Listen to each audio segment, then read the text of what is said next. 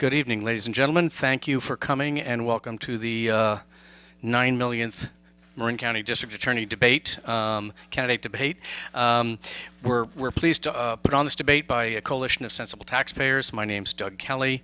Just a quick introduction to our awesome moderator. Ms. Leah Wilson is the Executive Director of the State Bar of California.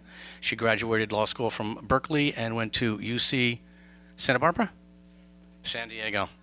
With that, we did send some questions to Ms. Wilson. She is in total charge of the questions and will ask whatever she wants. We'll take some questions from the audience. Mimi and I will go around with some pads and some pens, and then we'll just give them to the moderator. With that, I'm going to exit stage left. Thank you so much. Stage right. Push the button. Okay. Good evening. So we are going to start off with 2-minute opening statements from each of you. I'm sure you're all quite familiar with that drill. And then I'm going to proceed in a rotational order with questions for each of you. And thank you in advance to my timekeeper. Most of the questions will have a 2-minute response time, but I have some that are a little shorter. And so I'll indicate that with the question. I am going to pause after about 60 minutes and take questions, any questions from the audience that I've received at that time.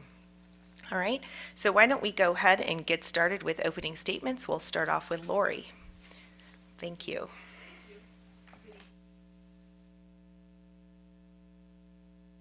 How's that? Thank you. Good evening. I'm Lori Fragoli. I'm a 28-year veteran of the District Attorney's Office, lifelong resident and lifelong Democrat. Your next district attorney in this county needs to be somebody who knows how to walk the walk. This is not a management position. And yes, it's true, you're going to hear it's been many years since somebody from outside of the district attorney's office has had this position. And I submit to you that's for pretty good reason. It takes somebody with an experienced hand to run this office. Someone who, for example, today, when there was an active shooter in Mill Valley, if you were to get a call, would know how to handle it and tell law enforcement, yes, you can do this. No, you can't do this. You need a search warrant for that. Somebody who's handled murder cases in the middle of the night and advised officers how to handle those situations. I have that experience. As a 28-year veteran in the DA's office, I have a unique background because I also was a police officer before that. So I carry with me that experience when I go to the table and when I talk to officers and I tell them they've done wrong. They respect me, and they understand that, and they hear me. You also need a district attorney who knows that we need to be accountable to you. That's why from day one in my platform, I put it on my Facebook and also on my website. One of the platforms, in addition to safety of the community, which is a priority, and that is our job to keep you safe, is reform the culture of the office and make it more inclusive, transparent, and accountable. From day one, I have that in my platform because I know that's important to our community and particularly to you. We are not necessarily doing the best job that we could be doing in the DA's office, and I intend to make that change. One thing that I suggested to my staff is that we have an efficiency study, and some people took an affront to that. They took it as a threat. I take that as a positive means of showing the community that we are accountable. We need to show you what we are doing with your time, your money, and our time to keep you safe. Thank you. Good evening, everyone. Thank you all so much for coming out and learning a little bit more about this district attorney race. My name is AJ Brady, and I'm running for district attorney. I'm a Bay Area native. I grew up in San Francisco and right here in the city of San Rafael. I went through local schools. I did end up going to St. Ignatius High School, no booze, please, and came back here to the city of Corte Madera, where I live with my wife and my 2 daughters. I'm a career prosecutor here with the Marin County District Attorney's Office. I'm very proud of my record in court. I've prosecuted every type of crime there is, from DUI to domestic violence, sexual assault, and homicide cases. I'm very proud of how I've been able to keep the community safe in the prosecution of those cases in the courtroom.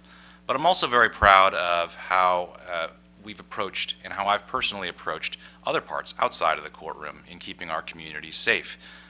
I know from firsthand experience that we do need to make change, and I've tried to work for change within the office by pushing for programs such as ones that provide housing in lieu of incarceration for chronic alcoholics in order to break the cycle of jail to street that we see right out here on our streets in the downtown San Rafael area. In order to better serve our victims, I created one of the first restorative justice programs for adults in the United States because I saw a need, and I've worked to change within the system and allocate towards that need. And seeing that veterans weren't being served within our community, I formed a coalition, brought in VJSO, VA, to better serve and exchange information about how to provide sentencing for those who have served our country. Sentencing that's aligned with potential illnesses that they may have gotten through their services. I've worked for the last 13 years within the system to change it, to make it an office that better serves the needs of the people, the needs of the community that I grew up in, and the community that I want to raise my own children in. I'd ask for your support, and thank you again so much for coming out tonight.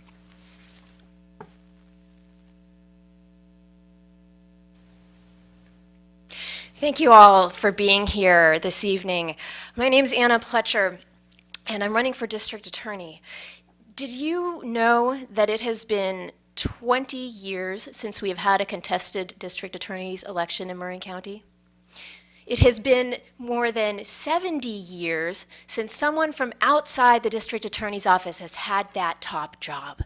That is a long time to be recycling the same ideas. It is time for a fresh perspective. It is time to think bigger, to do new things, and that is why I am running.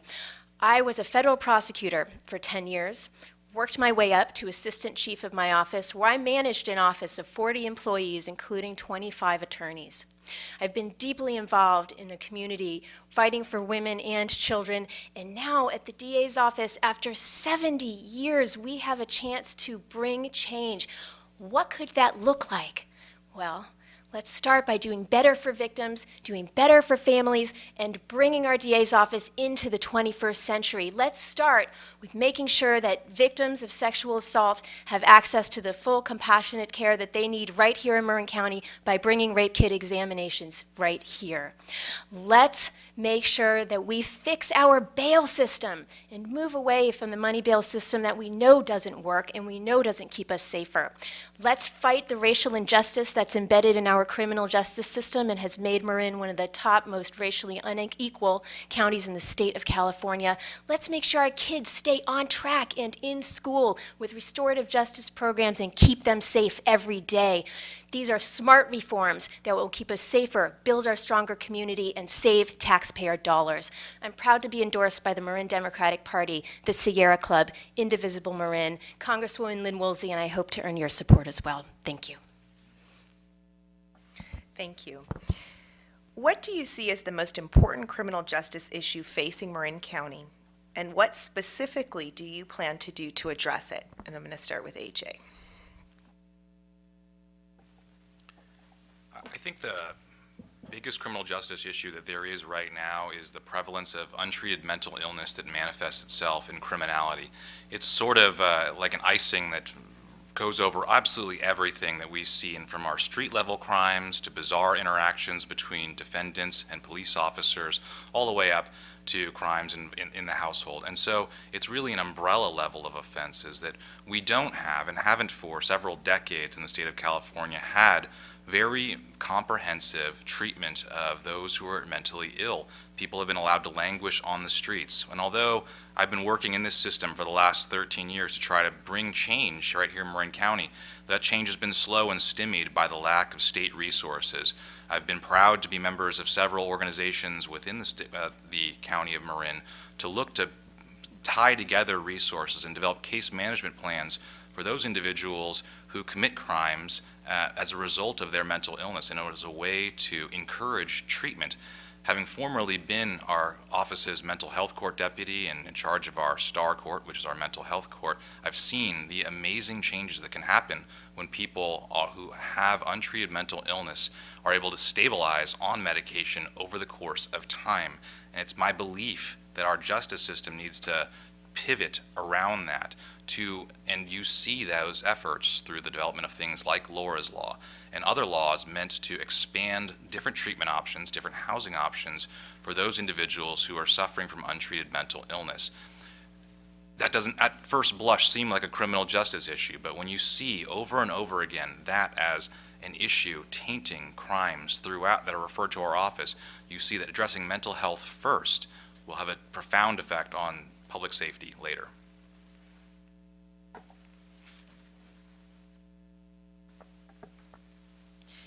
Thank you. Yes, mental health is an important issue in Marin County, and I wrote an op-ed in the Marin IJ about 2 months ago that highlights my plan on that point, but I'd like to talk about domestic violence, which is the most common violent crime in Marin County and has been for a very long time.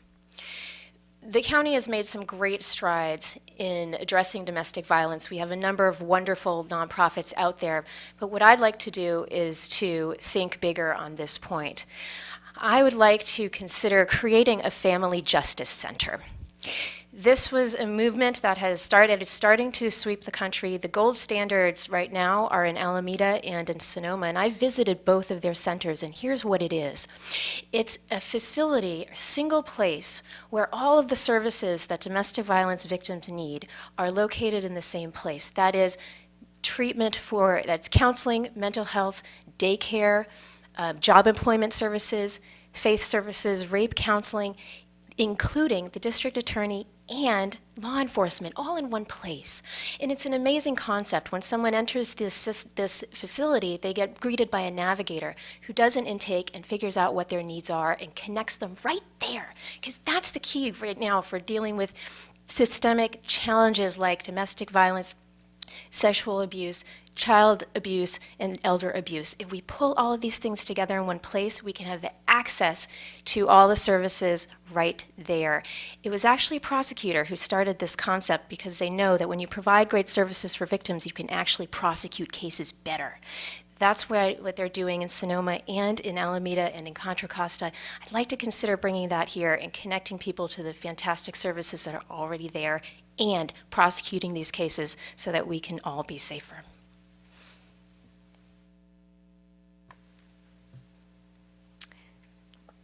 Who knows what our number one crime that's reported in Marin and the reports that are received in my office? Who could guess what that is? Well, I recently asked some defense attorneys and they all got it wrong. And in fact, I had to make a specific request to my boss for the top 10 crimes that are reported to my office because it wasn't easily accessible. That's why one of my transparency promises to the community is to have a dashboard so that you can go to our website at any point in time and see the kinds of cases we're receiving, what we're doing with them, how we're filing them. And the number one crime reported to my office is DUI. We had more than 1,200 of those last year. The number 10 crime is a form of domestic violence. So it's really important that we think about drugs in addition to alcohol, because we also have a serious opioid abuse problem in this county. One of my platforms is to have a documentary. I probably have 30 people now who have stepped forward and offered to be a part of my documentary because it's so prevalent. So we need to educate our children about drinking and driving and drug abuse. We need to educate our adults, and we need to take that information and education into our schools and the teachers. We need to partner with community members such as Alcohol Justice. It's a statewide program that supports me, and they go into schools, and they also are on the streets teaching leadership programs to young people in our community on to how to not have alcohol be a crucial part of their life. We really need to be looking at our youth because they are our future, and that's my thought on that issue. Thank you. Okay. Proposition 47, approved by the voters of California in 2017, reclassified and downgraded a number of serious crimes from felonies to misdemeanors. Please describe how Proposition 47 has been implemented in Marin County and explain what your thoughts are as to its impact in the county. And we'll begin with Anna this time. Thank you. Sure. Proposition 47 was designed to fight mass incarceration. Mass incarceration is a failed policy. We know that locking people up and throwing away the key not only is a very bad and irresponsible financial decision, it also doesn't keep us safer. And we've seen deep problems in terms of racial injustice, socioeconomic bias. So the question is, how do we move beyond that? Prop 47 attempted to address that, and I support what it did, which was downgrading the certain offenses so that there would be less jail time imposed. There's been quite a controversy that's come up about Prop 47 because there's been an increased number of small petty thefts and car break-ins that may be tied to Proposition 47. The truth is the data isn't quite out there to know exactly what the source is of these little increases that we're seeing. There are two fixes going through the state legislature right now, and that's a good thing. We need to fix the patches in Prop 47, but still maintain the basic values behind it, which is keeping people safe, finding other ways to keep people accountable, and avoiding the mass incarceration piece of it. So I'm looking forward to seeing what types of legislation passes to patch those holes. But at the same time, we need to continue keeping people safe and having alternatives to mass incarceration. That means robust diversion programs. That means restorative justice programs. That means stopping the cycles of recidivism. We know how to do that. There are lots of great ways that we can do that, boosting our diversion and restorative justice, and I support doing both of those things. Lori. Thank you.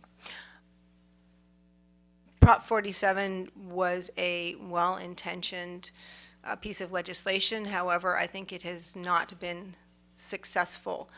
The one positive point I would say about it is expungements. I support expungements in regards to Prop 47. It does give people who have been successful on probation an opportunity to have a crime taken from their record. So I think that's been one positive aspect of it.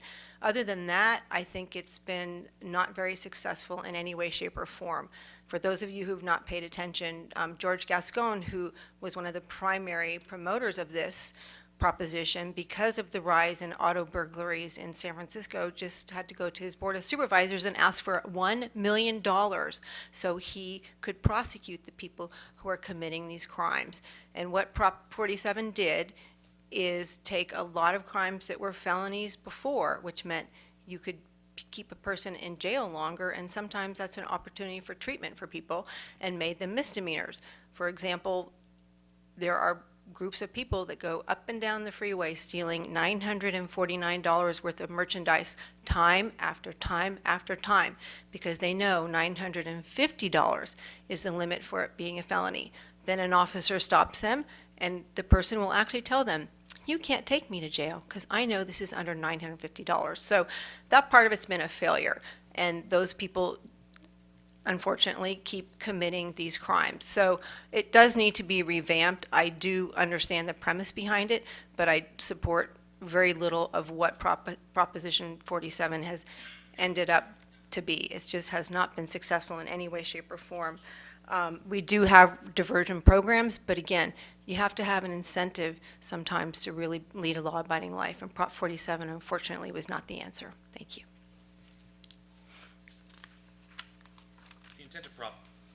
The intent of Prop 47, again, was fairly laudable. There were individuals who for decades had their employment, had their housing, had their records marred, mostly by drug offenses. And so the primary thrust of Prop 47 was to not decriminalize, but lower the criminalization of most drug offenses from what are called, in our parlance, wobblers. They could be felonies, they could be misdemeanors, to just straight misdemeanors, and then allow people to petition to go back and change their old records that said felony down to misdemeanors. That's a net benefit, and I think we've taken the bull by the horns and handled a lot of those petitions. We do them on a daily basis, and it's the right thing to do, because it shouldn't have been that people who are struggling with addiction would have that additional barriers to their employability, towards their housing, that only compound the problems with addiction. So that part of the proposition was a good thing. I will say, though, that there were individuals that really struggled with addiction, and occasionally it would be nice to have more leverage to push an individual into an evidence-based program like an adult drug court, which we lack because of the universality of those things being misdemeanors. The other thing that Prop 47 did was it reclassified many theft-based crimes, again, to just misdemeanors, not eligible as felonies. And again, for the vast majority of the crimes that came through, this is a net benefit in that people could clean up their records for felonies when there was a low dollar amount. And again, they would be allowed to potentially apply for jobs, housing, credit reports would be cleaned up. And that's a good thing for the most part. But there were certainly abuses of it. And all those things which Lori mentioned, there was aspects of it, criminals being emboldened by knowing a dollar amount. And I do think there's fixes that need to go about that, but as a whole, it's probably been a net benefit for the majority of people affected. Okay, I'm going to ask a 1-minute follow-up to that question for each of you, because I'm not quite sure that you explained for the audience what the impact of Prop 47 has been here in Marin County. I do understand some of the answers with respect to statewide or other counties, but to the extent possible, if you could describe for the audience what the impact has been here in Marin, I would appreciate that. And we'll go in the same order, 60 seconds, starting with Anna. Sure, and the impact that I know of is from the ride-alongs that I've done with police in our county, where I've done 11 ride-alongs and seen every single officer talking about the petty thefts increases that they've had to deal with right here. And I think that's what you see here in terms of the potential, the failure of Prop 47. But I'm not ready to admit that this has failed. I don't think it has. The intent is still there. It is still working. We have a lot of good pieces to it, but we need to plug these gaps that are there. And look, the state legislature is working on that. Lori? Primarily a rise in our misdemeanor caseload.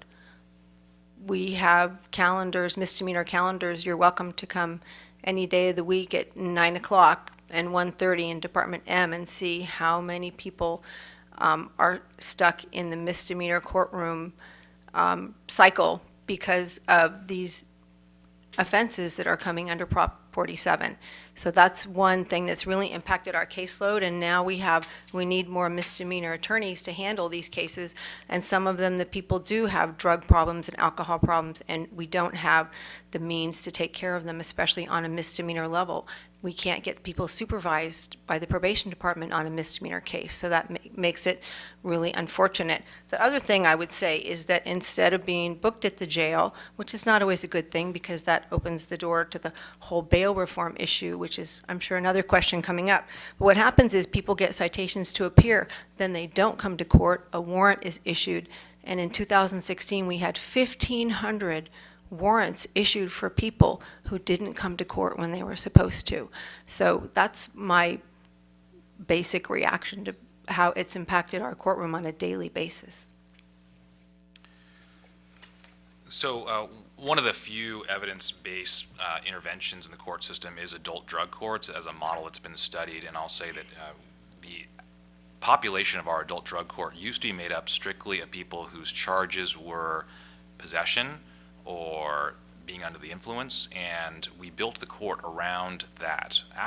But it's an intensive court. You come to court every single week, and at the end you get your case dismissed, but it's very intensive for a long period of time. With the advent of Prop 47, fewer and fewer people charged with just straight possession were opting to go into this court because it was too intensive when compared to the misdemeanor sanctions that are available for it. Now our adult drug court is made up of a very different population. And again, that goes back to the idea of, at times, it is important to have leverage to offer a carrot and stick type of rationale for people, and Prop 47 did take away some of our ability to do that. Thank you. Well, you teed up the next question, Lori. So I believe you have all stated that you support pretrial detention reform. Please describe the specific steps you would take to reduce pretrial incarceration and address whether those steps will include the elimination of money bail. And the first respondent is Lori. Thank you. I do support the elimination of money bail. I would support all the factors and suggestions from the report by the specialized committee that was reported by Chief Justice Taney of our state Supreme Court, as far as having a plan in place to make sure the community is safe and that victims are protected and that the people return to court. That's going to require more than a minute or 2 minutes to address.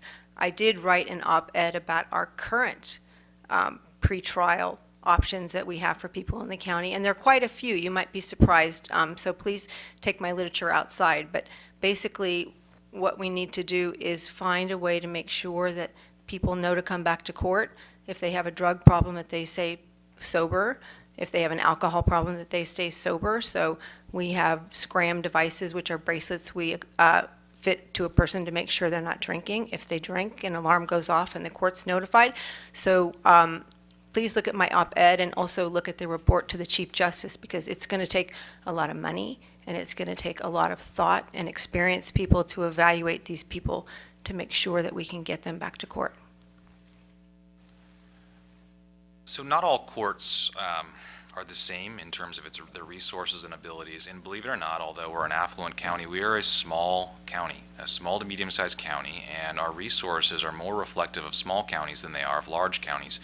My first legal job was actually working in San Diego County, a very large county, doing pretrial services work, doing risk assessments, and supervising people for release.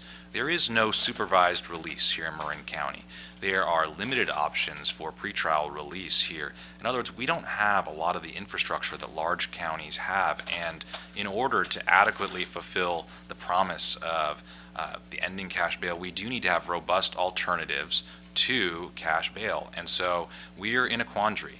Case law has changed, and we do need to push that forward. And at this time, we don't have the built-up infrastructure. So the first thing I would do in answer to the question is start to advocate for those infrastructure changes so that we can have robust options to release individuals.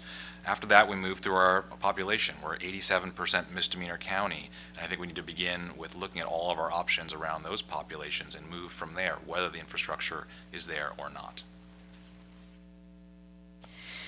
I have been an ardent advocate of bail reform for a long time. As a federal prosecutor, we do not have money bail in the federal system. Many, many years ago, more than 50 years ago, it was abolished it was Bobby Kennedy actually who led the fight there, because it doesn't make sense on a number of levels. It's not, there's a fairness issue, but it also doesn't keep people safe. Because if your money, whether you get out of jail pre-trial depends on how much money you have. It doesn't matter how dangerous you are to the community or how likely you are to flee. It's all about how much money you have in your pocket. And it results in people spending time in jail at taxpayer expense when they should be out getting on with their lives. And we have ways to make sure that when people are out, they do not commit new crimes and they come back. And California is so far behind here. Kentucky has already done it. New Jersey's already done it. We can use risk assessments. We can even use simple tools as text reminders, which work to get people back. This is something Marin County needs to do and needs to lead on. We can do it. Okay. I believe both in this debate and in previous forums, each of you have emphasized or identified the serious problem that the mentally ill population presents in the criminal justice system. So I'd like you to focus on this response to the strategies, the specific strategies that you would employ to provide effective alternatives to incarceration for this population, and also to identify, as something that you raised in your response to the last question, AJ, how these alternatives would be funded or how they might be funded in this county. And so I believe the first one up for this is AJ. Okay. Thank you. So with regard to mental illness in Marin County, while it's, I think, pervasive around the criminal justice community, we also have robust voluntary services put forth by our Department of Health and Human Services, mental health divisions. They're mostly geared around those individuals who voluntarily engage and are at least well aware enough that they can say, I need help. Those aren't the people that come through the criminal justice system by and large. Those populations don't necessarily voluntarily engage in services. But that doesn't mean that there's not a parallel infrastructure already in place to be transitioned for our population. What we need to be doing over and over again, because the population isn't that large, is universal assessments of individuals for mental illness as they're coming through the criminal justice system. It means that as they're being contacted by law enforcement, or whether they're booked in the jail, that individuals are assessed for whether or not they are or are not mentally ill. That information, that data needs to inform charging practices and settlement practices on those individuals, so that as a significant portion of the plea negotiations, you create a system that encourages individuals to either become medication compliant or treatment compliant, and that parallel infrastructure exists right now. So how you do that, though, is you essentially case manage every single person who has a mental illness in the county. That sounds daunting, but our numbers are not that daunting. It is very possible, very plausible for us to develop case management plans for all those individuals who have serious mental illness within Marin County who are committing crimes. And then we have to have the wherewithal and the gumption to stick with those things when people are in or outside of the criminal justice system. So I toured our jail a couple of months ago. We have 300 inmates in our jail, and the sheriffs said to me they believe that 1/3 of them are there with a mental illness, and some of them very severe. We don't have the resources to treat people who are in our jail, to treat their mental illness, and so they stay there. They stay there, and they're warehoused there, and that is not a healthy thing. That is not responsible for our taxpayers. That is not a good thing for them or for our society. So what do? How do we fix this problem? Let's keep people with mental illness out of the criminal justice system in the first place. That means as soon as they come into contact with law enforcement, we're able to provide a mobile crisis unit, for example, that can be right there, where we can identify someone with a problem and make sure that they get to somewhere where they can get the treatment they need. I mean, to be very honest, we do not have enough beds in Marin County to house the people who need them. We just don't. And that's going to be a point where we, as a county, will have to decide that we need to commit the resources to do it because it's a priority for us. And as the district attorney, I will advocate for that because I know how important it is to get our mentally ill people the treatment they need instead of warehousing them in our jails. We also must focus on prevention. Let's go upstream. Let's make sure that we provide mental health treatment before someone reaches a crisis point. For example, I'm on the Wellness Advisory Board in our Tam High Unified School Districts, where we provide wellness centers in our high schools that have free, confidential, on-site mental health counseling. If we can catch kids before they get to that crisis point, let's get them the treatment they need and keep them out of the criminal justice system. Prevention is really key here. The two major problems, money and housing, neither of which we have enough of, and neither of which anybody is willing to step up to pay for. I think the immediate situation is only going to be remedied by collaboration with community partners, frankly. We don't have the money to house these people when they end up in the criminal justice system. Most of them don't belong there. We have a great program in our county called Star Court. It's our mental health court. My office is the gatekeeper of that program. I think that's wrong. I think the judges and the people in the jail who see these people on a daily basis should be the gatekeepers of that program. If that were to happen, we would have more people from within the system, whether they're in custody or not, have access to that program. And I think the judges will support me in that, and that is one of my platforms in this campaign, that we need to have, when we have current programs in the county, which that's the one that we do have and we have the resources, we should be giving more people opportunity to have that program. And sometimes they may fail. That's part of the struggle of many things in life, but we need to be giving people that opportunity. The other situation, I really promote is on the street as far as providing housing. There's a program in Santa Rosa called the Palms. It is a partnership with Catholic Charities and the County of Sonoma, and that has been a very successful wraparound program for homeless people, people with drug problems, and also people with mental illness. You have to cooperate in the program to live there. It's been so successful that the hospitals have given money to that program because they're not taking care of the people on the other end. So I think that's how we need to be looking outside the box to help this program. Thank you. Let's turn to a relationship with law enforcement. As the DA, how would you balance the need to have effective collaborative working relationships with your law enforcement agencies in the county and your necessary role as an entity that holds law enforcement accountable? And we'll start with you, Anna.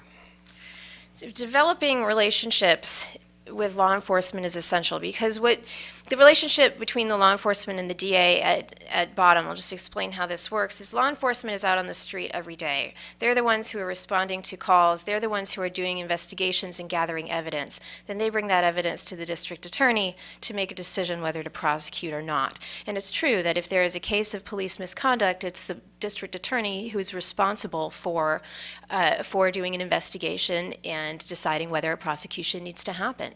So the DA has to develop a good working relationship with law enforcement at arm's length enough to be independent enough to bring a good decision should there be a case where law enforcement misconduct arises. My view on this is, one, building the relationships. I have mentioned before that I've done 11 ride-alongs with police all over the county. That's very intentional to make sure that I understand what our police officers are facing day to day and that they understand who I am and feel that we have an open line of communication. And that's the thing that I heard from officers the most.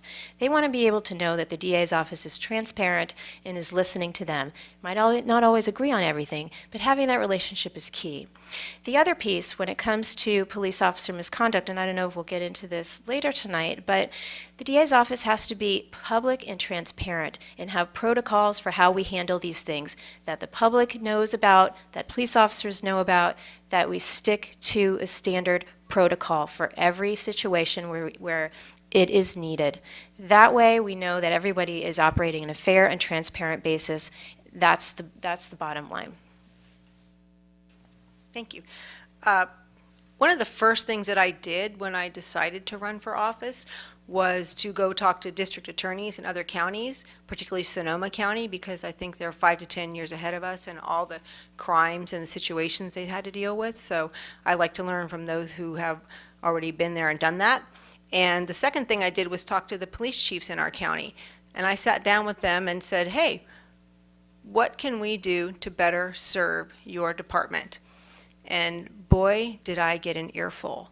And sometimes it's just a matter of going back to some old school values, which I intend to do, and which is part of my platform, which is every police department in this county is going to have a liaison as far as an assigned deputy DA and also a support staff who's not an attorney, and they're going to be that contact person for that department in my office. So if they have a problem with one of their cases or want to know what's going on with a certain case in our office, they can call their liaison, and that liaison is going to go out to their department, going to leave the office, go out in the community, because that's part of my platform, connecting the community to that courthouse. And it's really important to keep that trust and gain the trust of our community and law enforcement. They're going to ride along, they're going to attend briefings, they're going to go to DUI checkpoints so that we have a better understanding relationship with our law enforcement partners. It's crucial that we have a great relationship with them and a respect and a trust. And that's where my experience comes to the table.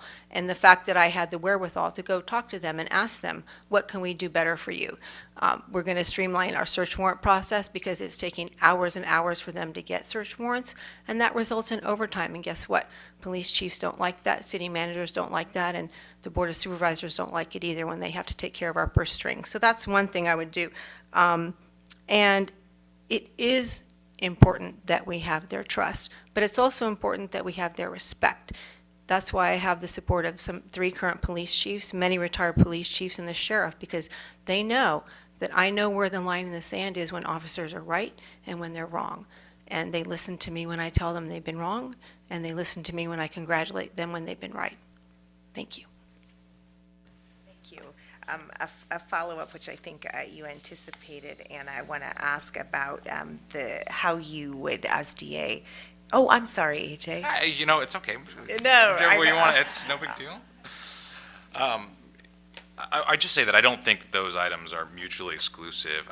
When I was in charge of our misdemeanor unit and our DUI prosecution units, I would go frequently to shift changes at all times, and that's 7 a.m., 7 p.m., sometimes in the middle of the night, and go and speak with law enforcement officers. And the dialogue really is what's critical there, mutual communication between law enforcement and district attorneys. It's absolutely correct that we need to have mutual respect and open lines of communication.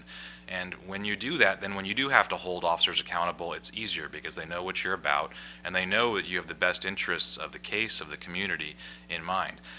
It's not about attorneys lecturing police officers, and oftentimes there's a belief that because, hey, we went to law school and we're being yelled at by judges that we should therefore inform aggressively officers when the cases are screwed up.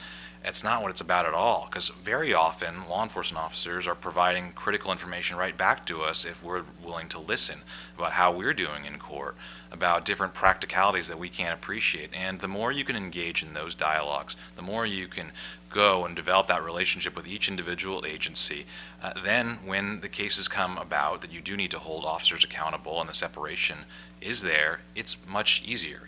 When I had to train and brought post-training to Nevada Police Department and developed their trust and respect through going through numerous shift changes, when I ultimately had to have a police accountability issue involving a Nevada officer accused of embezzlement, there was no issue there because they understood where the office was and there was no conflict at all. But you have to be there the other 364 days of the year as well. Again, I apologize.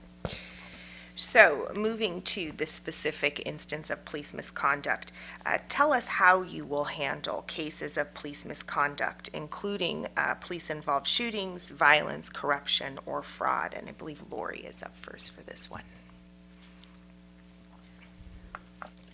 They're going to be factually driven depending on what type of situation it is. In a shooting, usually another agency is going to come in and investigate. So I think it's a difficult question with such a broad variety of what you suggested. I don't know if you're driving towards the body-worn camera situation. I'm not a fan of releasing that information right away, but I think it's really important that law enforcement already knows what standard we hold them to. They know the penal code that we rely upon to determine charges, and they know when they're wrong, and if they violate the law, that we're not going to file their charges, and they may even be subject to charges. So I think having clear guidelines for officers is important. I think we already have those set in my office. If they've done some type of misconduct where they catch what's called a Brady flag, which is conduct of moral turpitude or something that is exonerating to a defendant, that we have to disclose that. We have a system set in place in our office for that as well. For example, if an officer catches a DUI and they're on probation, we have to disclose that. If they have something in their past that is of moral turpitude, which could be any type of thing that could affect their credibility, we have to disclose that. Recently, we had such an incident in my office, and we did disclose that information. So it's really factually driven, but officers know they're not above the law. And I think any district attorney, including myself, would hold them to any standard that we would anyone else, if not higher, because people look to them and they look to us to hold them to be accountable. That we have to be accountable as well. Thank you. It's a beefy question.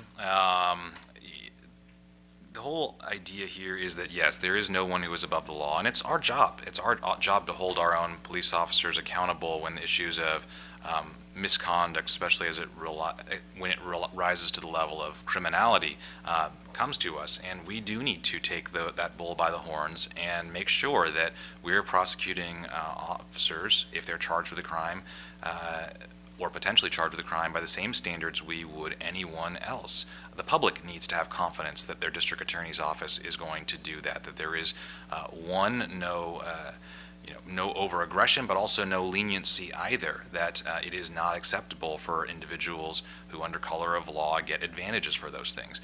It's difficult to wrestle with, though, in that obviously all cases that come through, there isn't always the highest level of transparency to the general public about why cases, what happens with them. And so we need to battle with that as well.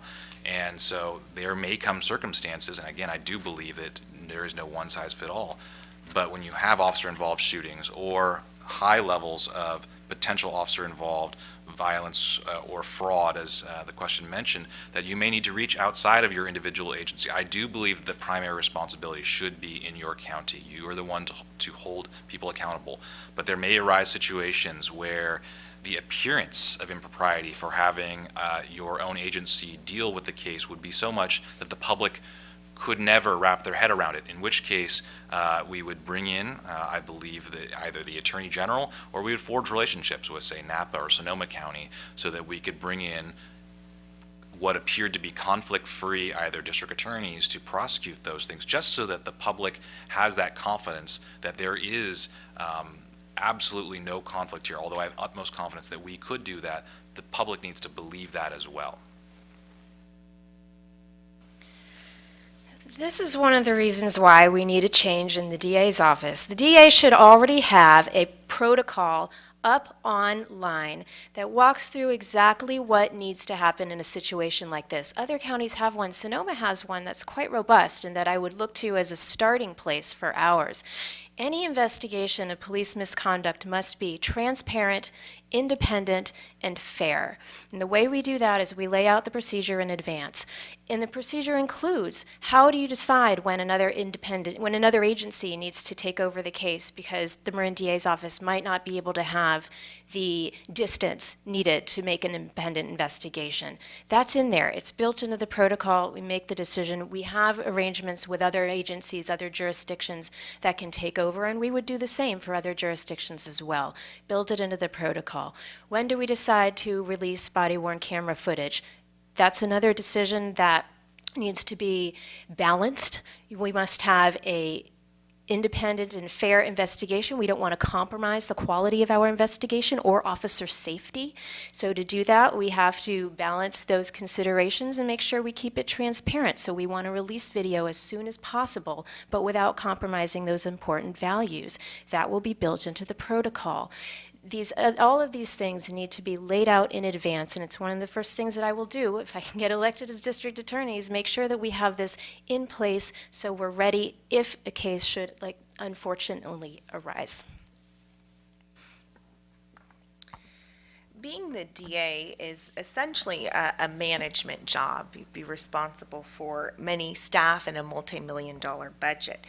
Please describe your approach to management and any management or operational changes that you would like to make in the office if you did assume the role of DA. And I believe that AJ is up first for this question.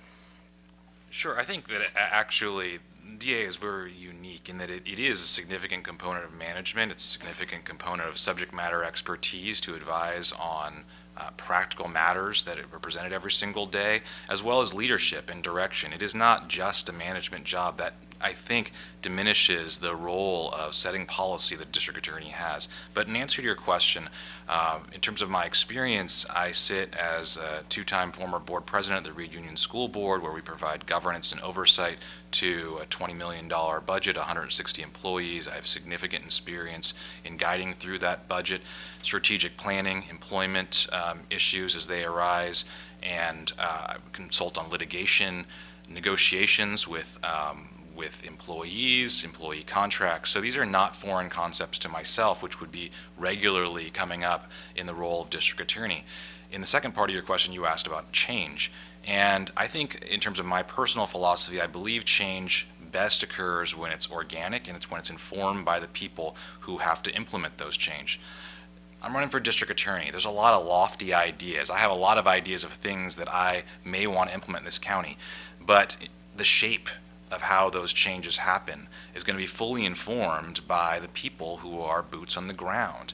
And they may have some better ideas about how to implement things like treatment-based prosecutions. They may have a very, very robust set of ideas that I've never thought of. And I think that ultimately, if there's a change from leadership, it would not be one that's top down. It's not my leadership style. It's not my management style. I would like to engage in a long-term strategic planning session, not just with the internal stakeholders in our office, but the external community, to talk about what the shape of criminal justice should be over the next 5 or 10 years, and then start taking steps, break it down piece by piece, year by year, month by month, and move from there. And I think everyone has a role in that, every stakeholder, internal and external, and that's how I'd begin.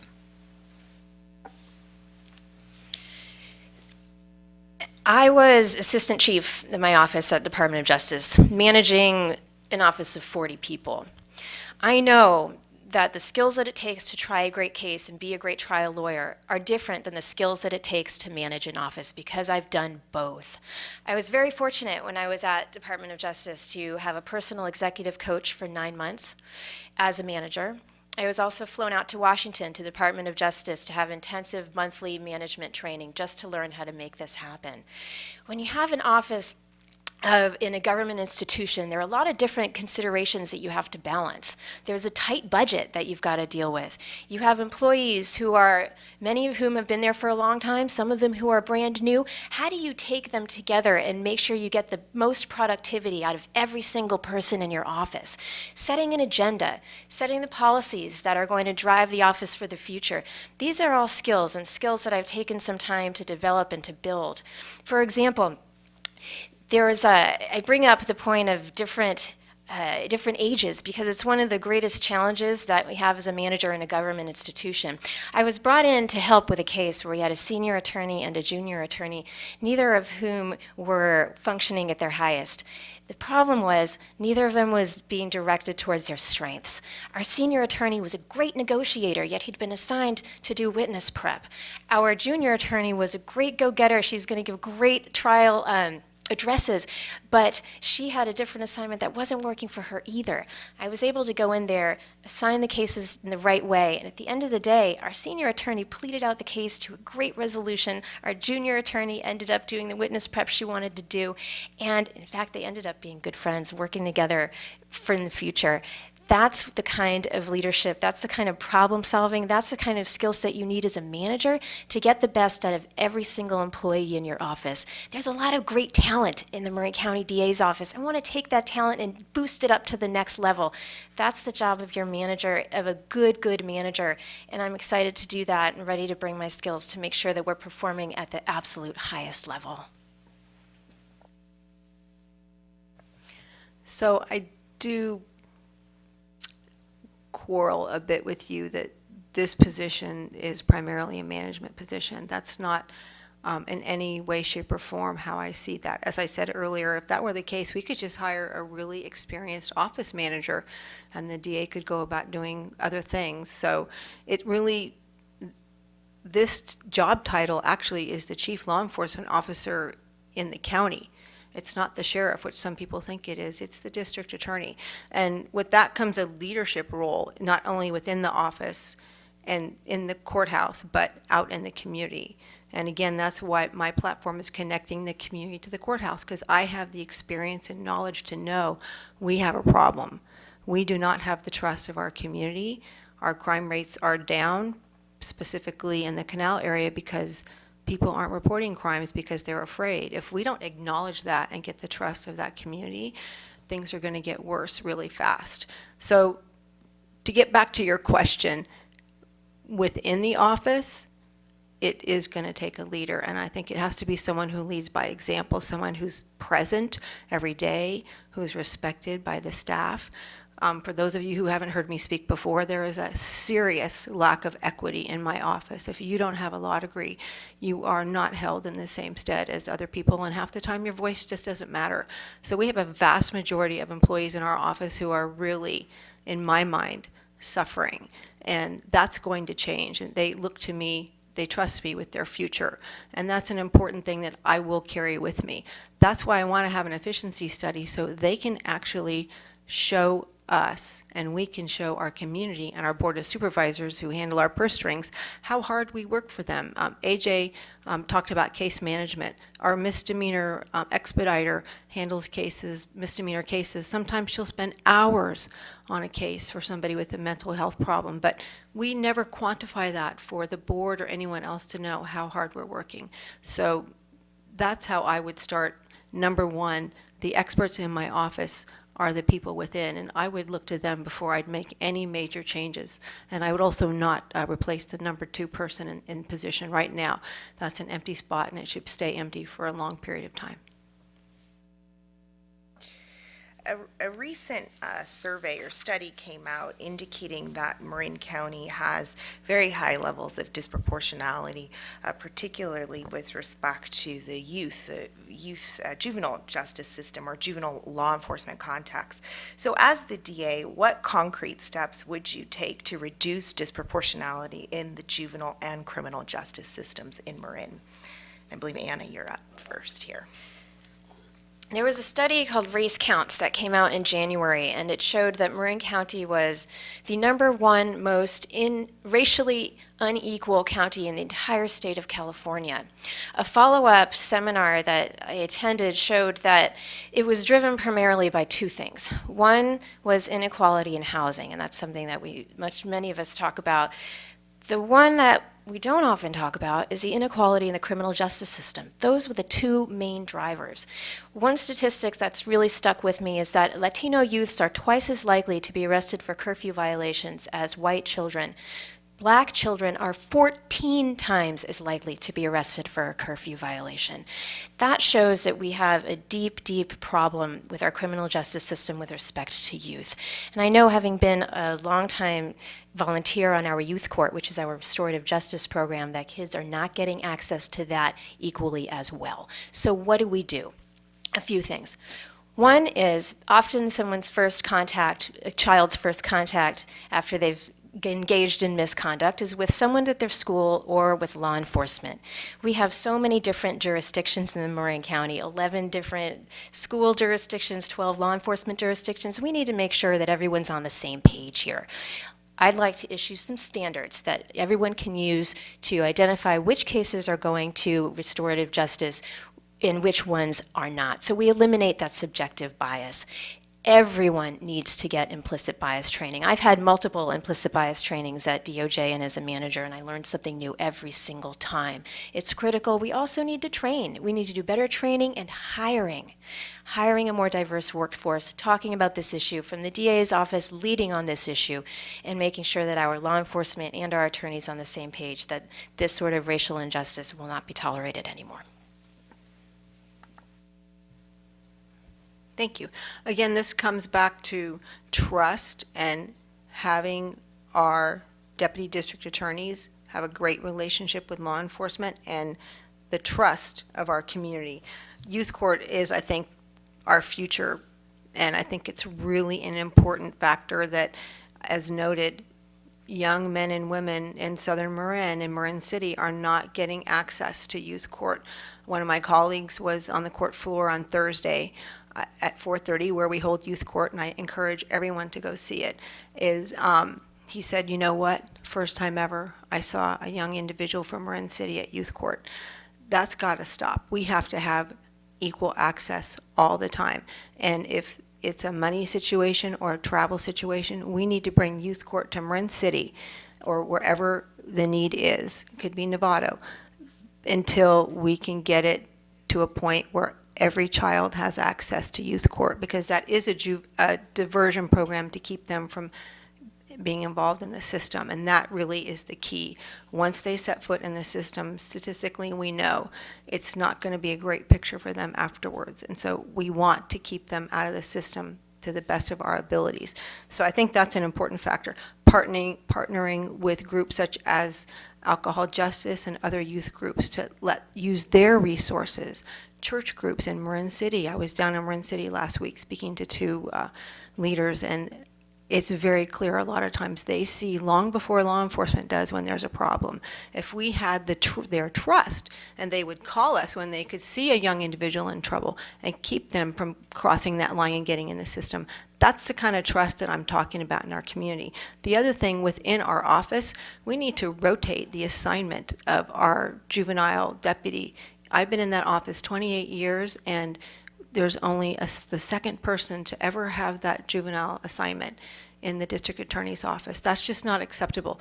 Everyone needs equal opportunity to that job, and they also need the experience. Thank you.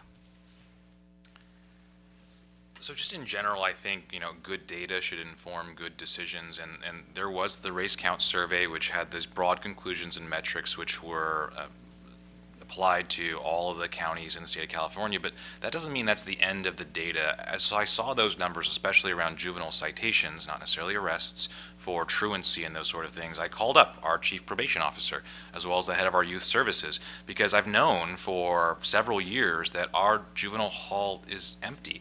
So to have the numbers sit out there at these high amounts, it was worth a further conversation. And the response from our juvenile hall, the head of our juvenile services, was, look, yes, these individuals may be cited more, but that doesn't end the conversation about data. We should find out, is there being an intervention that's being suggested afterwards? Because they're not ending up in juvenile hall. That place is empty. So when I say the good data needs to inform the process, we need to then dig deep after the race count survey and said, okay, let's look at these citations. Are they all one individual school? Are they all one individual officer? Are they spread out? Because that should then define how we intervene. I don't think we jump to immediately a broad characterization of all law enforcement trying to do X, Y, and Z towards our youth. Once we have the data, I think that will inform our next steps. That being said, regardless of what happens, there does need to be an equalization of how citations for truancy and those sort of things are referred to our restorative justice programs, because they are different. They are different from school to school. Many of you may or may not know we have school resource officers. Each individual police agency has the option of embedding a school resource officer to have a better relationship with high school students. And we do need to make sure that we equalize when those officers are utilizing citations versus referrals to restorative programs. And only then can we sort of level the playing field among the different groups. I'm going to turn to some audience questions, many of which overlap with other questions on my list. So I'm going to ask the first question, what is your position on the death penalty? I'm going to start with Lori. So this is one of the hardest questions to answer because, as I noted, the district attorney is the chief law enforcement officer in the county. We all know the death penalty system is broken. It's not functioning properly, and it leads to incredible costs, incredible pain for people. But the bottom line is a district attorney's job is to evaluate crimes when they're presented to our office, look to the penal code and see what, if any, criteria set forth in the penal code matches the crime that you have, and look at possible situations such as mental illnesses, drug addiction, self-defense, and whether or not a case would meet the criteria for special circumstances. And those are all really serious considerations.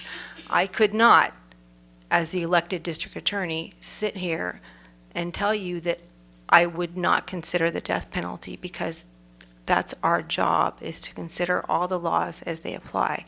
Whether it would end up being something on the table is a totally different issue and be factually driven. But I can't make a promise that would be contradictory to the job that I'm asking for, and that we're duty bound to at least consider all of the laws. It would be just as wrong to say I would ask for it in every case where it might apply, when in fact a victim's family might not be in support of it. That's a big factor that we always take into account. So I understand that might not be the most answer that people want to hear, but it's an honest answer that I think any district attorney who wants this job and is going to follow the law should answer. Thank you. I'm opposed to the death penalty. I'm also opposed to it as an organization, and those are very, very different questions. And as an organization, I do not believe the Marin County District Attorney's Office should be seeking the death penalty. It is a very broken and expensive system. We've only executed 13 people since 1979 and haven't executed anyone in over a decade. If you are concerned with the possibility of executing innocent people, you have to be in favor of due process. And due process takes time. Due process is expensive. And that system of due process, the state appeals, and the federal habeas petitions are built in. They fall part and parcel with the death penalty. It is not a system that, as it exists presently, is anything more than an empty promise to victims that we're going to pursue the harshest penalty for horrible crimes. And every special circumstance potential crime is a horrible crime. That is not to minimize the experience of victims and their families or their need for closure, but as a matter of policy, as a matter of individual functioning of an organization, it breaks small offices to pursue the death penalty. We allocate our best attorneys for all of our special cases, special circumstance cases, even ones where you may just think about having the death penalty and wait. It imposes enormous costs on an organization because when you do that, a defendant gets a second attorney. When you do that, you have to put your best counsel on it. When you do that, you have to put two juries, essentially, and an inordinate amount of resources behind doing it if you want to do it right. But it is not simply a matter of following the law. The law makes this a discretionary penalty, one which many counties do not pursue because of the costs and other resources. I believe that it is a penalty provision that is outside of the values and priorities of Marin County, as they've spoken numerous times on this topic. I'm opposed to the death penalty. It is not a deterrent to crime. It does not make us safer. It is fiscally irresponsible. It is racially biased, socioeconomically biased. It is an anachronism in today's world. And I will do everything I can through the legislative process, through advocacy, to bring an end to the death penalty in California. One place where I part ways from my opponent here is that the district attorney does not have unlimited discretion on this point. The district attorney can be removed from office by the state, can be removed from a case by the state attorney general, and this has happened not only in California, but in other places across the country. Most recently, we saw it happen in Florida, where Aramis Ayala made a blanket promise never to pursue the death penalty. She was elected, had 25 capital cases taken away from her. In fact, one of them is now being pursued as a death penalty case.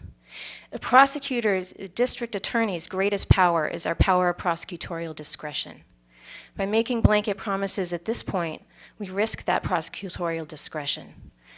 I believe the best way to fight against the death penalty is to do it through our legislative and advocacy process, and that's where I will put all of my effort. And I will uphold the law and consider the laws that we have in California so that I do not risk losing my prosecutorial discretion as your district attorney, which I think is the best result for Marin County. A number of questions received about the immigrant population here in Marin County. I'm going to just read a card to you that I think summarizes the gist of the concerns. Marin County has a substantial immigrant population, especially in San Rafael and Novato. Please discuss your experience and views about the role of the District Attorney's Office on immigration issues and how you will protect the immigrant community. I think, AJ, you're up first here. We do indeed have a significant immigrant population here in Marin County, and these are individuals who provide vital parts of our community. Whether you are documented or not, if you are making a living within the county of Marin, in any way, shape, or form, you are part of this community. And it's the job of the district attorney to keep all community members safe. I'm very proud to have a role in a formation of our office's policies regarding how the office should consider immigration consequences of individuals who may be charged with certain levels of crimes. It's incumbent on our office to take into account a person's background, all sorts of background, not just immigration consequences, age, disability, mental health, addiction, all those things, when fashioning plea bargains.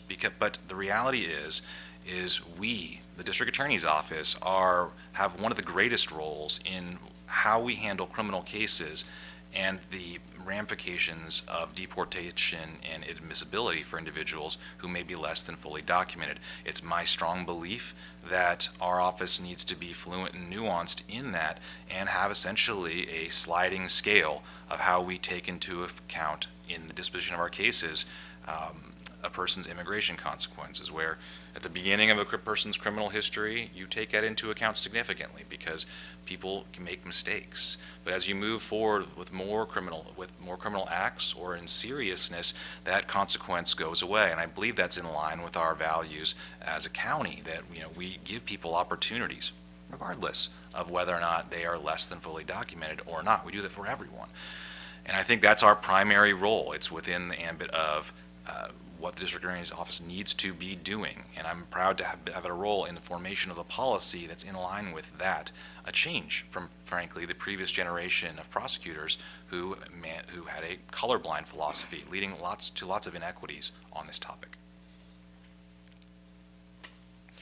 So the role of the district attorney is to promote safety in the community. And I support our sanctuary state because I believe it makes us safer, and here's why. When the administration changed, when the new administration in Washington changed in early 2017, the number of domestic violence calls that came from our canal area plummeted. And they plummeted. The number of people asking for help from the police dropped.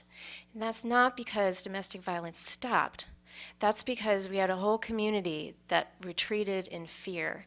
And that's what we're seeing now. We have between 12 and 14,000 undocumented immigrants right here in Marin County. And this is a community that has retreated into the shadows to the point where the children are not getting access to health care. People aren't going to food banks. They're not reporting crimes. This is a problem for all of us. How do we build back trust?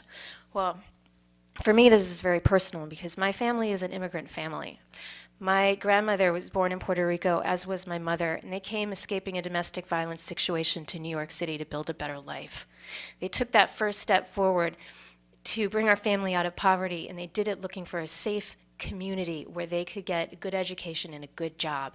And that's the job of the DA here, is to provide a safe place where people can get a good education and a good job and make sure that everyone who's here and who's following the law is supported in our community. The way we build back that trust is that as the DA and the law enforcement community, we need to be out there. We need to be out there in these communities and talking to people, understanding the issues, building that trust back.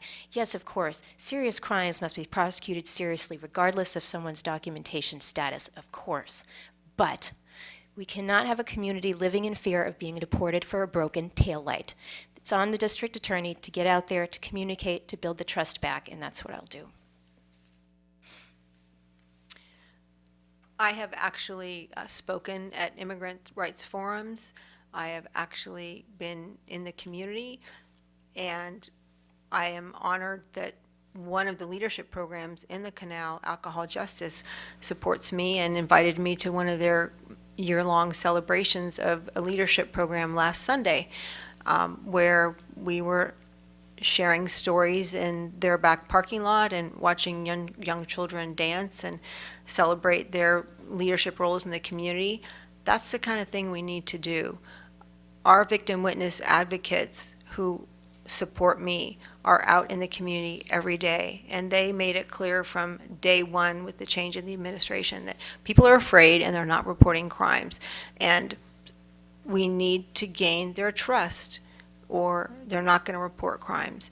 And I have been very active with probation and community leaders and making sure they see our faces and hear our voices and know that they can trust us. police officers have to be hand in hand with us because they're the first ones who are going to be called when these crimes happen. And when people need safety, that's where they're first going to go. So we really need to be partners with our law enforcement partners, and that's where my experience comes in. For example, one of the fears that came out recently was the sheriff was publishing release dates of people from jail. Well, I was the only one who actually took my knowledge and said, I wonder what that means.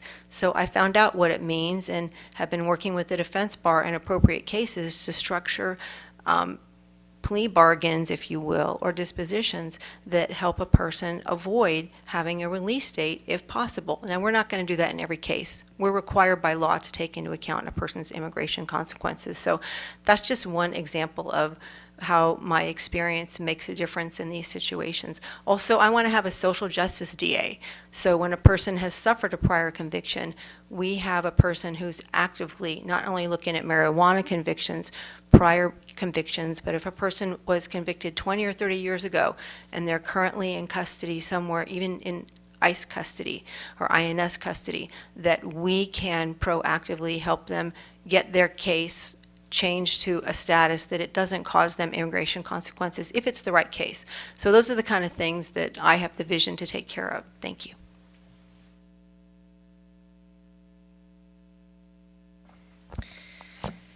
So a couple of questions around the issue of how each of you would pay for the initiatives that you've identified as being needed. So each of you advocate for new programs or enhanced community outreach, a new family violence center, for example, more expansive mental health treatment opportunities.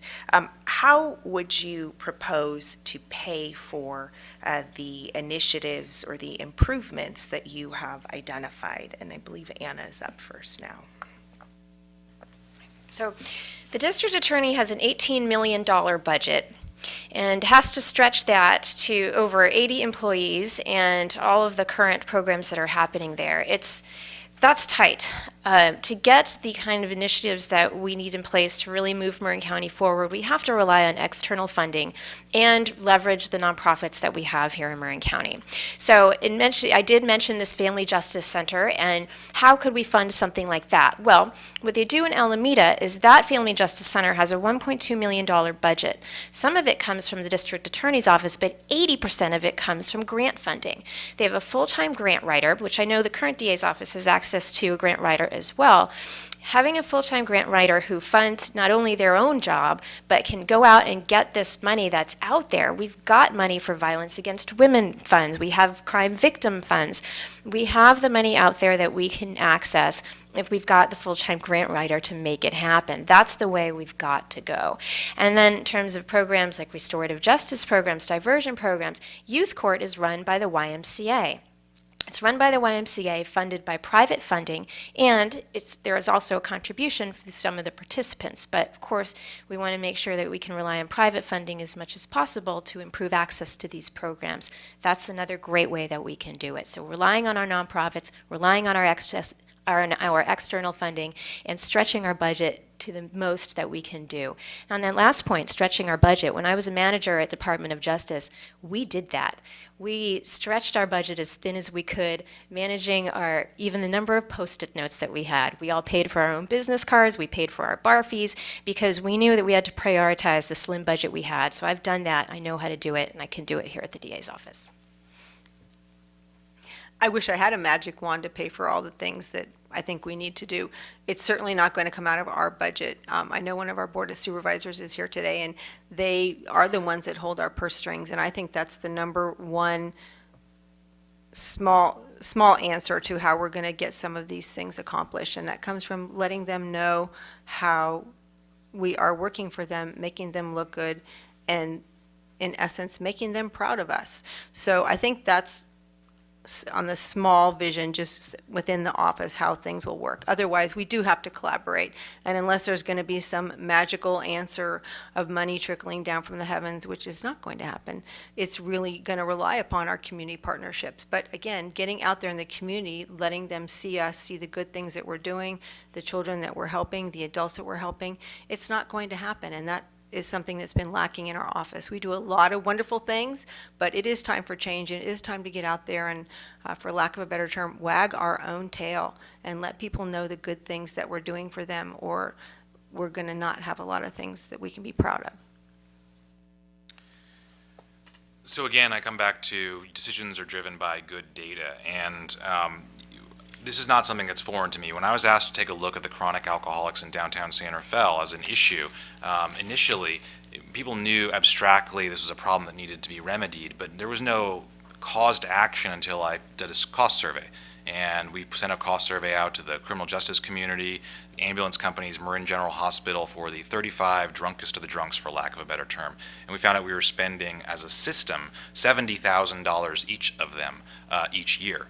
And that was the impetus for change. It was the impetus for seed money to try things differently. And you do need to make the financial case when you're talking about doing things differently, because there's no shortage of good ideas, but we do know that there's massive inefficiencies in the criminal justice system, and if we can quantify those costs, it makes spending money more compelling in the long term.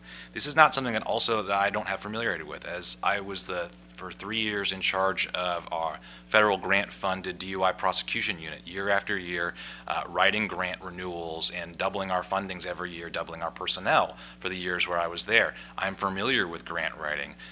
When you're talking about innovation in criminal justice system, this is what organizations like the MacArthur Foundation want to do. This is what organizations like the Bureau of Justice Affairs want to do. They want DA's offices who are willing to innovate, and they are willing to give funding through grants to offices who are willing to collaborate, who are willing to be more than just tough on crime, but are willing to be smart on crime. That's actually part of their initiative. And because they are so desiring of these opportunities, I think it's a perfect time for a community like Marin to put forth mental health initiatives in collaboration with multiple organizations and put forth joint applications for these grants, which again, they're dying to give out. I'm going to ask a 1-minute follow-up question for each of you. Public safety realignment, which was implemented a few years ago, as you're aware, shifted responsibility for supervision of whole classes of offenders from the state to the counties.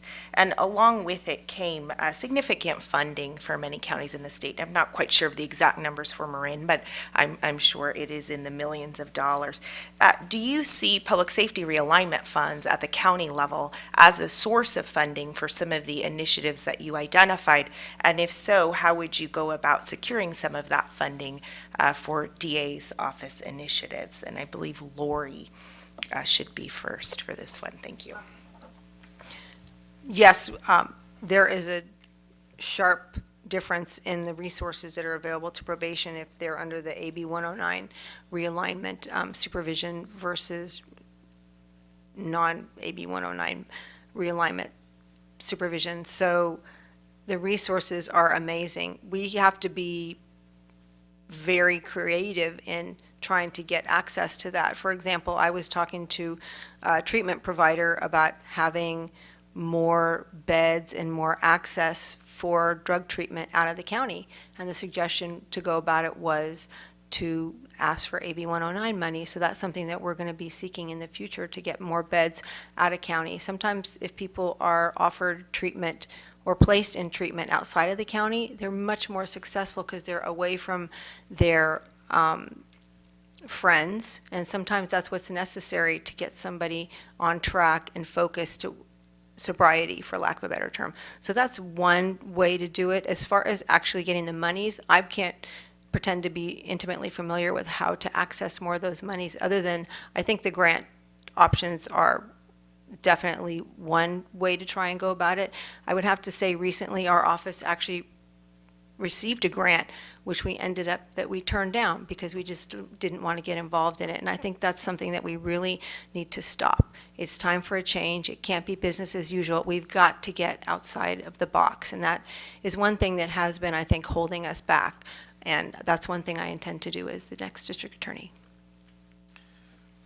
So AB 109 did come with the promise of funding, and actually, you know, the public should have a lot of faith that actually we used our money through AB 109 in an extremely judicious fashion. Basically, you know, people who used to serve time in the Department of Corrections were sent to local jails, and pockets of money were sent to each individual county to deal with that. Many counties decided to use that money to make up more beds and have a higher, greater police officers. Those individuals, those counties that did that, spent through all their AB 109 money.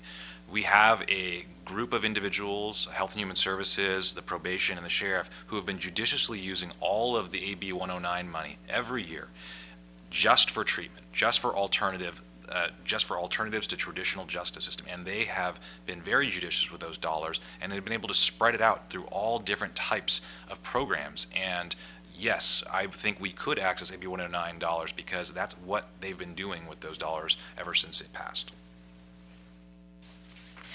So AB 109 funding is an opportunity to move away from incarceration and towards programs that keep people out of jail, either at the prevention end or from the recidivism end. And that means working collaboratively with the people who are already doing that, working with probation, working with law enforcement, again, to take those dollars, which will never be enough, and spread them out to get the maximum impact. So we want to make sure that we're focusing on using those dollars to reduce recidivism rates and to keep people out of jail and away from incarceration. So programs that I've been talking about today, those are the kinds of things we want to use we want to use this money for: the diversion, the restorative programs, supporting what probation's already doing because they've already got some great programs. What is your assessment of the pros and cons of plea bargaining, and how frequent is its use here in Marin County? AJ? Plea bargaining is not really that much different here than it is everywhere else. It's a method of which over 90% of cases are resolved in the state system, federal system, and plea bargaining is, I suppose, an unfortunate necessity. The system as a whole could not ever substantiate the number of jury trials needed if that was even the desired outcome for adjudication of every criminal offense. And I don't think it is. In fact, I think most people want to accept responsibility for their crimes and have a negotiated settlement that reflects fundamental fairness. And so I don't actually believe that the system needs to gear towards having every case end in a jury trial. In fact, a jury trial is what happens when reasonable attorneys can't come to a reasonable resolution. I do believe that they're a necessity, and I think that we endeavor to look at three different values as a DA when we have plea bargains. That's the interest of the victim, the due process rights of the defendant, and the safety of the community. And those are the three values that need to guide every single negotiation that we have, from a DUI all the way up to a homicide. I believe that the DAs, the public defenders, and the judges here are all cognizant of those values, and they do the best they can as a whole. I mean, it's an art form. It's not a science, finding the best deal. Are there, of course, plea negotiations which can show up in the press and seem outrageous? That happens from time to time when you're dealing with discretion. And but by and large, those values, I think, are being pursued by all parties to plea bargains, and I think that it's a good thing. We cannot have a system where every case goes to trial. Plea bargains are an important part of our criminal justice system. They give a defendant an opportunity to accept responsibility for what they've done and to take a lighter sentence in exchange for saving the significant amount of resources that it would take to take a case to trial. And that's a good thing, so long as we make sure that everyone's rights are protected. The defendant has the full discovery they need to make sure they're making a full, voluntary, knowing agreement, that our victims' rights are respected, and that the process is done in a fair way where there's a balance of power. There's open discovery, for example. Both sides know exactly what's on the table. And that happens, that in an office with an integrity, which every district attorney's office should strive to do their plea agreements with all of those things, to maintain the integrity of the office. When I was assistant chief of my office as a federal prosecutor, I reviewed every single plea agreement that went through our office and made sure that each of those elements was there. So plea agreements are an important piece. When a case goes to trial, though, you can't be afraid to go take a case to trial if the parties cannot agree. That's really important. So not every case is acceptable for a plea agreement. There are times when you have to say, this case is going to trial, and you can't be afraid to lose a case at trial. But you also can't be afraid to make the good, reasonable, responsible decision in a plea agreement if all of the right pieces are there. So they're necessary. And in our office, as I stated earlier, the number one crime that we have is our DUIs. We have standard dispositions so that if anyone in this room were to be arrested for their first DUI, they could come to court and their offer would be ready, waiting for them in court, and they could be referred to see a public defender or get their own lawyer if they chose to represent themselves. On the first day they came to court, they could plead guilty knowing that their disposition, unless there's something unusual about their case, say there was an accident or a high blood alcohol level, that they're going to be treated the same as anyone else. And again, as I stated, by law, we have to take into account a person's immigration consequences as well, and our judges are very mindful of that. So the majority of our cases do resolve by standard dispositions. We have standard dispositions for, I'd say, 80% of the crimes that we have. It's the ones that require more scrutiny, such as our sexual assault cases and our DV cases, that are factually driven. Most of the cases that come through our office are eligible, not most, but many are eligible for diversion, which is a way to stay out of the court system. Many are eligible for restorative justice. I have been one of the first people to nominate and suggest people for felony convictions for restorative justice so that they can have their cases taken off their record after they've finished the program. So it is something necessary, and there are times when cases are so severe and serious or repeat violent offenders that cases for those type of dispositions require, I think, more scrutiny than they're currently getting. So overall, I think it's kind of a necessary evil, and it is necessary for the due process of all parties and for our victims. So a couple of questions about gangs in Marin. Is there a gang problem in Marin? And if you want to speak specifically to an issue identified with the MS-13 Novato High School. So I believe that Anna is first up. So I'm not currently in the Marin County District Attorney's Office, right? I'm the outsider in this race, so I do not know the internal workings of what happened during the prosecution of that case. What I can talk about comes from my view from the outside, and I'd like to talk about this from what I've seen with my time observing the Juvenile Justice and Delinquency Protection Commission's meetings. This is a group that's convened by our judges to understand the way juvenile justice is working here in Marin County. And and I've been going to these meetings for 2 years now, and much of what we see is children who are swept up in the early stages of gang violence. And there's a concentration of it in the canal, and you see it starting with young children doing small, petty types of behavior, of crimes, like small thefts, stealing sneakers from friends. And it starts there as part of this gang process. And what I've been working on doing, actually, is trying to bring in some evidence-based interventions so that we can focus on prevention and make sure that we can understand why this behavior is happening and put an end to it before gangs form, before the kids start escalating into more dangerous behaviors. So that's what I'm seeing, and that's where I would focus my efforts. Thank you. That's a current case that's pending, so we have an office policy, which I think is a good one, not to comment on cases before they've been adjudicated. But the bottom line as to the question is, if a person thinks there's no gang problem in Marin County, you're really deluding yourself. One of the first specialty assignments I was given was gang prosecution, and I handled probably at least 5 shootings in different areas in the canal and in Novato as well.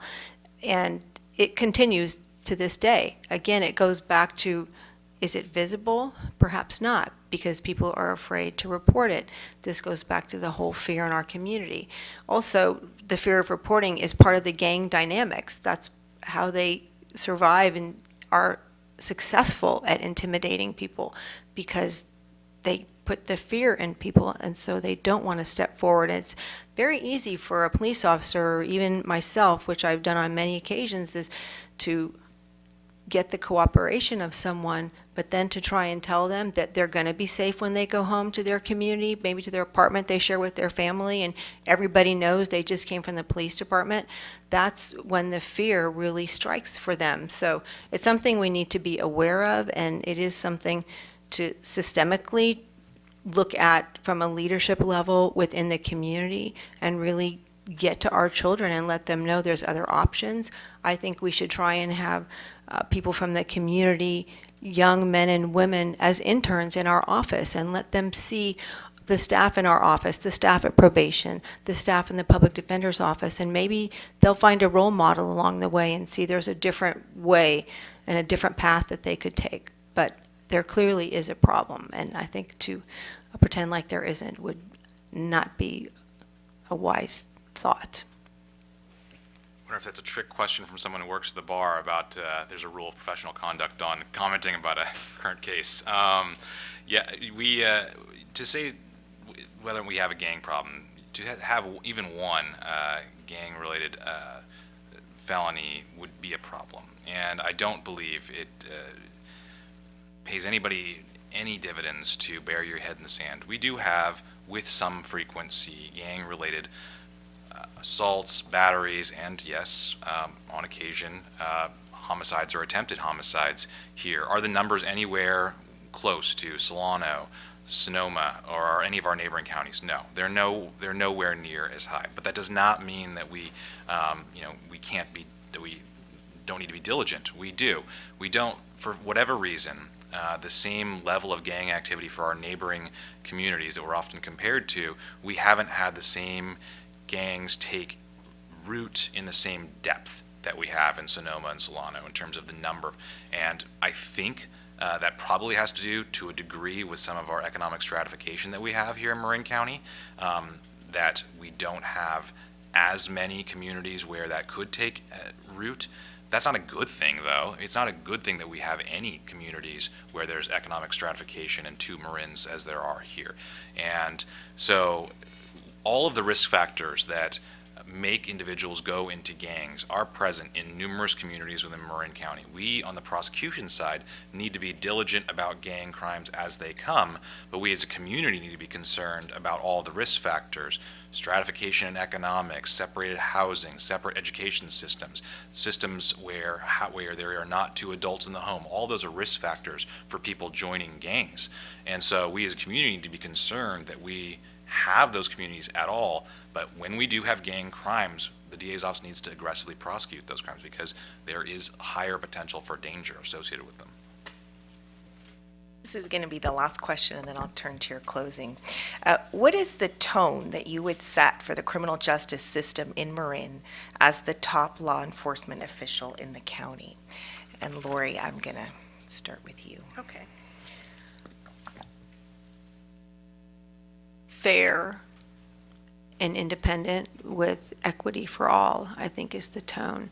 I think if it has, I haven't made it clear tonight, community trust and the trust of our law enforcement officers is really, to me, I think crucial. I think it's, in this moment in time in history, really important that we acknowledge that and get out in our community, and as I said, let them see our faces and hear our voices and vice versa. So that's the tone that I would set, and I would do that by going back to the equity in my office, having our staff who are not attorneys go out with myself and other lawyers from our office to community events, cultural events, immigrants' rights meetings, make presentations, meet our police officers, meet our city council people and our police chiefs.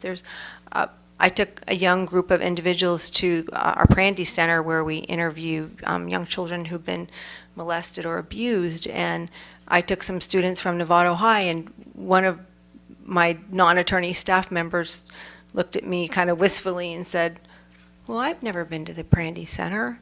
And I thought, that's what we're lacking in this office. If our own staff is dealing with these cases and situations and hearing about all these things out in our community, in our justice community, but they don't even have a firsthand knowledge and experience. That's something that we need to handle, and it's such an easy fix to me that we can do. So I think that's the kind of leader that I hope to be in our community as our next DA. Thank you.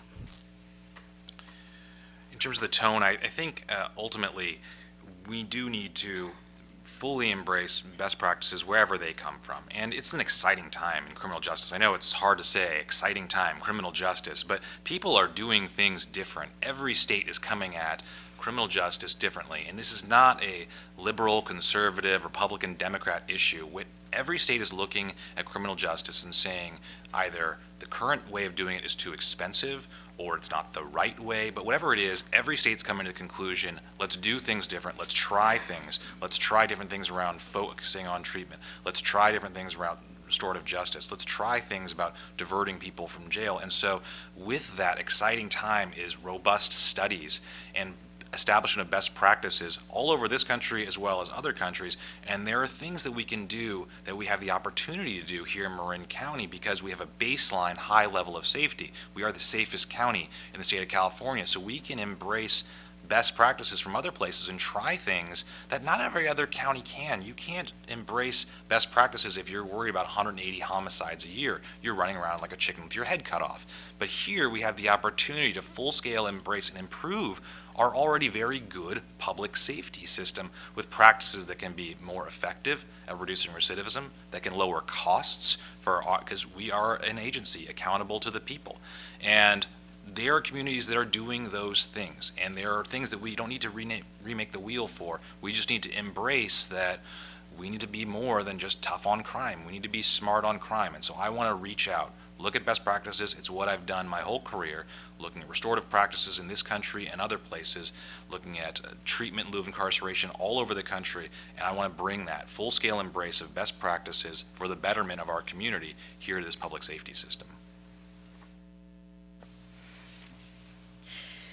The job of the district attorney is to promote the public safety, but the DA works for you, for every single one of you, for every resident in Marin County. That's who the DA is working for, to make sure that you're all safe, to make sure that our county is doing the best that we can for every single person out there. That means the DA needs to be accessible, needs to be out in our community, listening, understanding what the issues are, understanding what the needs are, understanding what the best practices are from everywhere outside our county as well. I actually did it, I have a number of law students who are helping me with my campaign. And we called every single DA in the state of California to ask them, how do you measure accountability and performance? How can we do better there? Because we know conviction rates don't work. Conviction rates alone, which have been the standardized measure for a district attorney's performance for so long, are easily manipulated and don't work in today's world. How do we do better? How do we do better? And this is a question that prosecutors across the country are wrestling with. I've plugged in with a group of prosecutors based out in San Diego who are collecting best practices from across the country, and this is where I'm learning some great ideas that I'm hoping to pull into my platform, some of which I've talked about today, like a family justice center. But the tone is open, it's accessible, it's moving us forward, it's embracing the 21st century and learning from where we've been. It's taking the great foundation we have and taking a quantum leap forward from that. And that requires leadership, requires management skills, requires independence, boldness, and great relationships with people all around the county to make it happen, and that's what I'm going to do. All right, so each of you now, time for a close. I think we're starting with AJ. So that previous question was a big tee up into this one. Again, I think it is an exciting time to be running for DA. It's an exciting time to be interested in criminal justice, and I'm looking forward to hopefully being your next district attorney.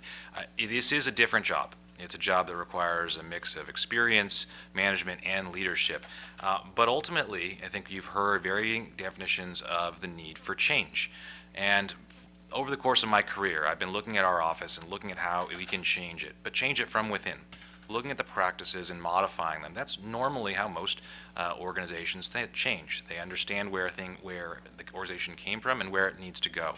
I've pushed internally over and over again, established relationships with those community partners. I didn't do things like forming a housing in lieu of incarceration program by myself. It was a partnership between Health and Human Services, Probation Department, the Public Defender. I didn't create a restorative justice program by myself. I collaborated with, again, the Probation Department and other organizations to bring best practices here. I didn't create a council to look at veterans issues without inclusion of Health and Human Services, the VJSO. I've been walking the walk. I have been collaborating with other organizations for change from within my entire career, long before there was a DA race, and I'm not doing this because I'm allergic to free time, my family, and money. I do believe in change, and I've been trying to work for that change. I'm ready to hit the ground on day one because I already have those established partners. I already have those established relationships. I'm proud to say that I'm supported by the Deputy District Attorneys in the Marin County DA's office through their association. They've endorsed me, but I'm also equally proud to say that I have the support of the overwhelming number of current practicing criminal defense attorneys. And when you're talking about change, you're talking about bringing together parties and creating something new, and you need to have those partnerships in place. Those partnerships are those that have backed me in this race, and I hope you'll join me in that journey. Thank you all again for coming out tonight. 70 years, more than 70 years it's been since we've had someone from outside this office bringing fresh ideas, bringing change, bringing boldness. This is what we need in Marin County to move the needle on these issues that have been so intractable. The inequities in our racial justice system didn't happen yesterday. They've been there for decades. Our homelessness problem has been here for years and years and years. Domestic violence has been our most common prevalent violent crime for decades.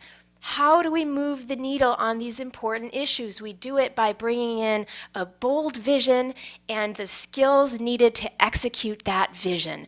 With my skills that I bring from the DOJ as a manager and my deep, deep involvement in the local community, I can get that done. Let's do this. Let's do this for Marin County. Let's become safer. Let's become stronger. Marin needs a district attorney who's experienced, independent, and fair, and that's what I'm going to bring.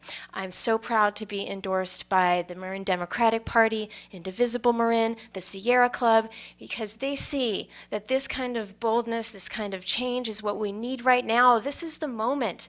This is the moment, and this is why I'm running, to take Marin into the next century, to take us to the next level, to have us lead on these difficult challenges that have dogged us for so long. We can do this. I ask for your support in this race. Thank you.